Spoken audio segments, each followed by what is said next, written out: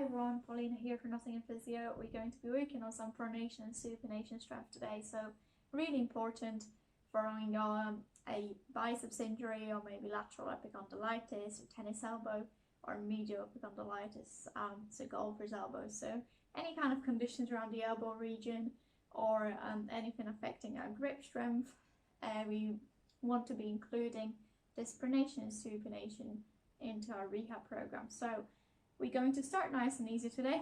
I'll explain to you what I mean by pronation and supination first, and then we're going to start with some simple exercises and I'll discuss a couple of progressions for you as well. So we're going to start in a position with elbows tucked in. You can do it seated, you can do it standing, whatever position you find most comfortable.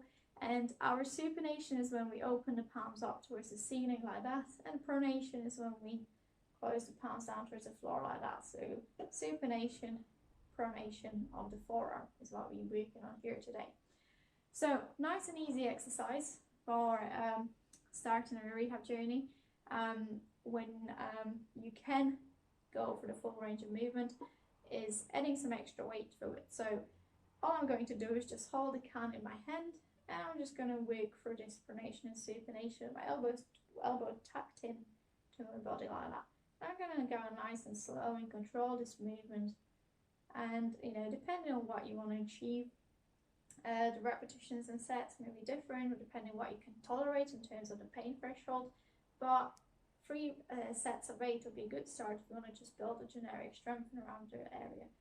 So how to progress this exercise? If you can complete this reps and sets with no problems, well, you can obviously increase the weight, or you can just change the way that you hold the object. So for example, to make it more challenging, I'm going to grab the can like this, working on some grip strength here. Again, tuck my elbow in, and this time a little bit of a longer lever from the can, so I need to control this drop and rotation for the can as I go for the movement. And I'm just going for the same movement all the way through, controlling the position of the can, not rushing through it, just nice and slow going through.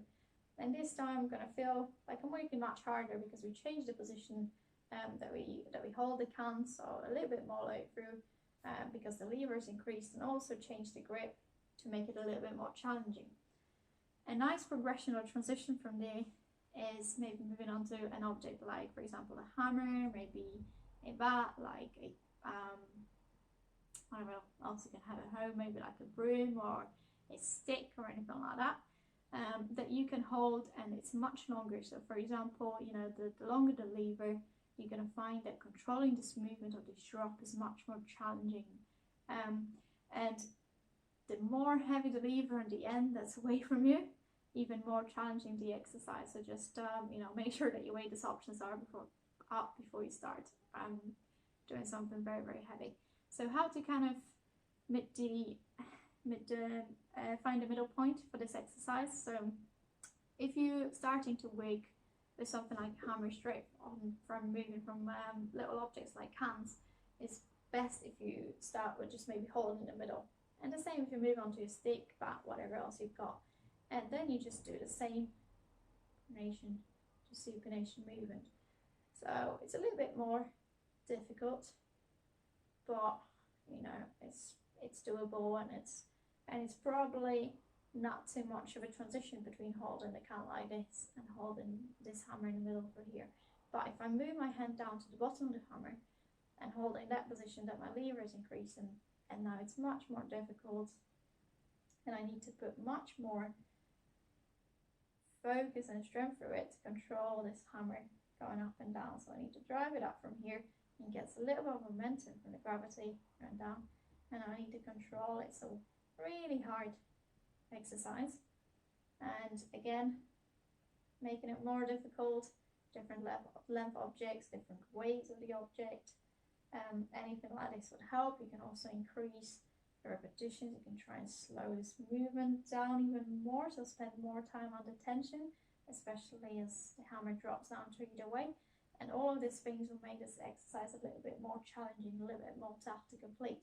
So again, as we said, 3 sets of 8 will be a good start. If you're trying to really slow that movement down, you're obviously going to get more quality from it.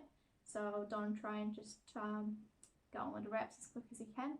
You're really want to focus on this slow controlled action, and hope you enjoy, and you'll find that your strength with your supination and pronation is going to improve with doing these exercises here. So